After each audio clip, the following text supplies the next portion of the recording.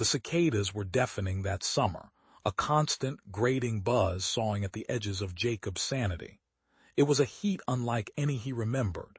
He'd returned to his childhood home in the Louisiana Bayou after years away, seeking refuge, seeking something. The house was exactly as he'd left it, or rather, as his grandmother had left it, stifling and full of shadows. Each night the sounds grew worse, not just the cicadas, something else, a low, rhythmic thumping. It started subtly, barely audible over the swamp's usual cacophony, but each night it grew stronger.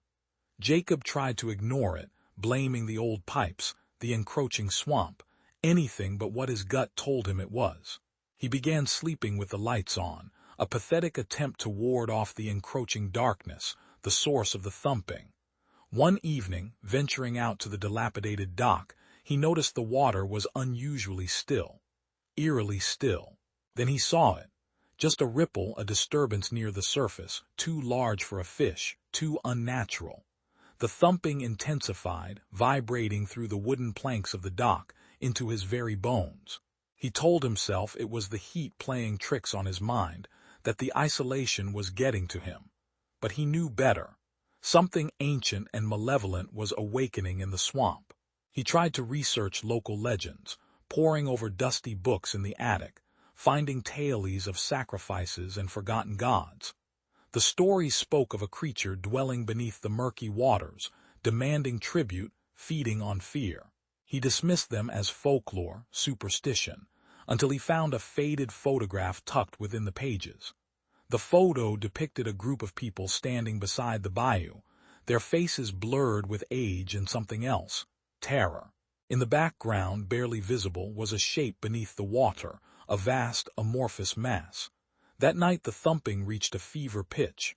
The entire house seemed to vibrate with an unholy energy. Jacob couldn't sleep. He paced the floorboards, clutching a rusty old revolver he'd found in a drawer. He felt a presence outside, something watching him, something hungry. A scratching sound started at the back door, tentative at first, then growing bolder, more insistent. He aimed the revolver, his hands shaking, his heart pounding against his ribs like a trapped bird. The scratching stopped. Silence. Then a voice, a low, guttural whisper that seemed to seep into his skull. It called his name. Jacob. He didn't move, didn't breathe, paralyzed by fear. He wanted to scream, but no sound would come. The back door creaked open, slowly. He squeezed his eyes shut, pulling the trigger. The gun clicked, empty. When he opened his eyes, the doorway was empty, but the thumping, it was inside the house now. Closer. Jacob ran toward the front door, desperate to escape, to flee back to the life he'd left behind. But the door wouldn't open. He rattled the handle, kicked the wood, but it was no use. He was trapped. The thumping was right behind him. He could feel its vibrations, its heat, its ancient malice. He turned around and saw the source of the thumping in the floorboards. Below him, everywhere around him. The house exhaled as the heat grew to a suffocating level.